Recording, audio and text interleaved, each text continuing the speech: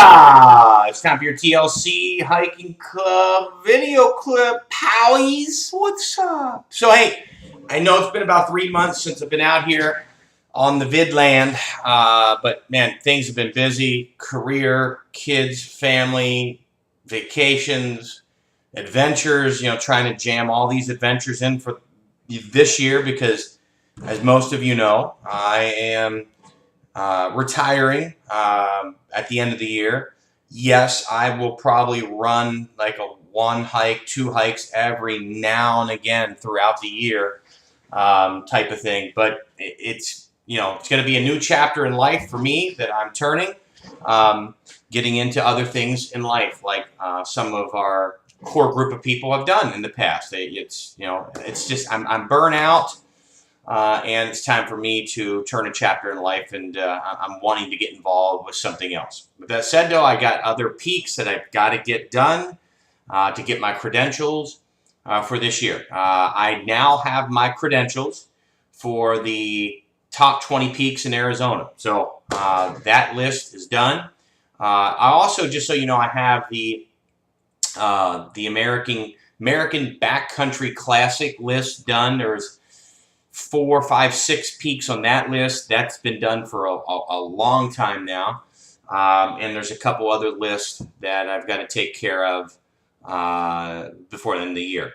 This weekend, I'm getting ready to take off now in about 15 minutes. And we're headed out to the Navajo Nation to hit Black Mesa Peak, which is the summit of Navajo County, just under 9,000 feet in elevation.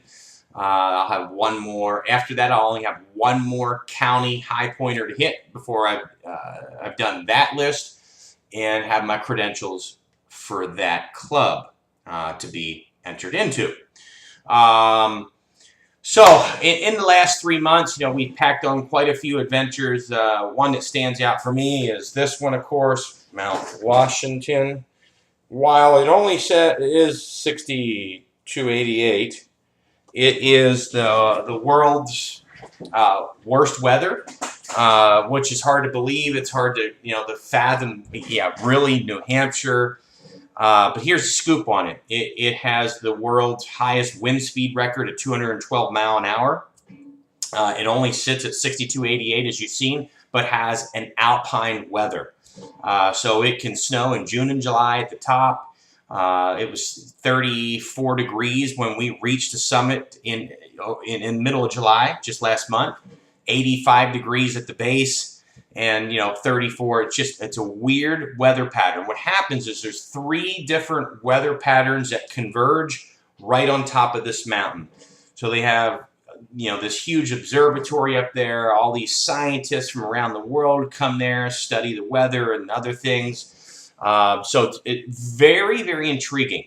And every year they do this Seek the Peak Challenge. So it's this hundreds of people get together. It's camaraderie. It's good times. It's a festival before the event, after the event. A really, really cool weekend that had been on the docket for a year.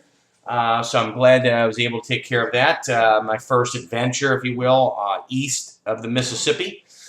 I don't want to get into like all the hikes that we just did. It kind of probably gets mundane for you. You could read about them. But we have done some phenomenal hikes. What do we have coming up on the docket, right? What are the big, ringers? Rim to rim to rim, Rim Cube, 48 miles in September. That's a big one, right? We also have Mount Humphreys that we're doing from Inner Basin Trail. So not the little easy Mount Humphreys you get from the regular Arizona Snow Bowl parking lot. This is from Inner Basin, about 17 miles, about 5,000 feet in elevation gain. So it will be a dandy of a treat that I'm giving you. Merry Christmas. And a couple other things coming up, right? October, we got the Arizona Strip at the Bar Ranch up there. In northern AZ, which is extremely difficult to get to. It's a different part of the canyon. We're going to be right on the Colorado River, extremely remote.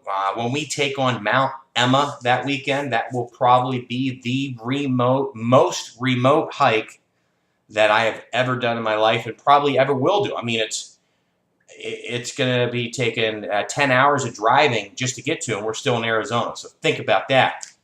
So that's about it, folks. You know, just want to encourage you to get out, sign up for some hikes before the end of the year, you know, before I call it. And again, I'm not just completely going away silently into the night. I will still be technically an organizer of the club. I probably will run 1 to 2 hikes a year, okay? And they're going to be all local hikes, you know, and I'm not a big fan of those, you know, right now. Anyhow, you know, I'm more of a remote guy out, experience Arizona. You live here, you're a resident of Arizona, get out and see Arizona. There's more to Arizona than Phoenix and Sedona and Flagstaff. You know what I'm saying? Everybody raves about Sedona and Flagstaff, and yes, they are phenomenal places to go, but let me tell you, there are much more aesthetically pleasing and beautiful places in the state other than Sedona and Flagstaff. You just might have to drive another hour to get there, and I know that's really difficult for a lot of people. They don't want to drive that far. Look, life happens outside the box, folks. You know, it's not necessarily the destination, it's the journey. And if you limit yourself to this little box, well, can't drive more than an hour and a half or 2 hours, it's outside my comfort zone, you know, you're not going to get the picture. And I get it. Not everybody likes to ride this journey in life like I do. I get it. But if you are that person that likes to take life and live it at its fullest and want to see Arizona at its fullest, right? And you're that person that believes that you're an out-of-the-box thinker, well, this is where I push you.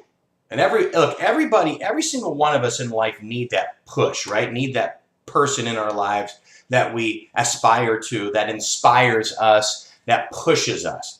And I hope that I'm that person for you, because I have people in my life that do that to me. You know, so I hope that I push you, not off the cliff, but to the cliff, right? And then do a backflip 40 foot up in the water. Anyhow, get out, explore life. Life happens outside your comfort zone. Stop limiting yourself to your comfort zone, to inner valley hikes because, you know, you don't want to inconvenience yourself or whatever, and get up a little earlier because 3 o'clock in the morning is just too early, blah, blah, blah, blah, blah, blah. Excuses are like assholes. Everybody has at least one. So don't limit yourself to that. Talk yourself into an adventure, not out of an adventure. Because after the fact, you will be grateful that you went on the adventure and push life to the next boundary. Anyhow, with that said, my friends, have a wonderful day, a great weekend. I'm going to try to get this posted before I leave. I don't know if I can. I got about 10 minutes before the guys get here, and we got to scoot. Anyhow, peace out, brothers and sisters. We'll see you.